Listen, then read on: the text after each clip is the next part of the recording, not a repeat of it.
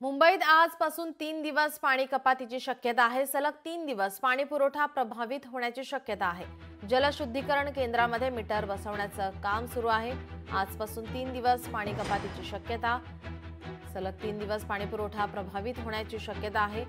महानगरपालिकेस पाणी पुरवठा करणाऱ्या पिसे पांझरापूर येथील जलशुद्धीकरण केंद्रातील 100 किलोवॅट विद्युत केंद्रांमधील विद्युत मीटर अद्ययावत करण्याचे काम हाती घेण्यात आलेले आहे।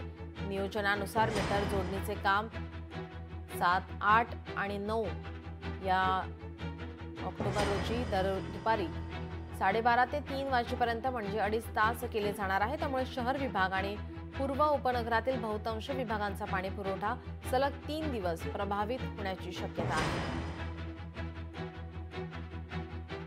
7 ते 9 असे 3 दिवस 10% पाणी कपात केली जाणार आहे। शहर विभागातील ए, बी, ई, एफ दक्षिण आणि एफ उत्तर विभागात संपूर्ण कार्यक्षेत्रात तसेच पूर्व उपनगरातील एम पूर्व आणि एम पश्चिम विभागात संपूर्ण परिसरात 10% पाणी कपात लागू केली जाणार आहे।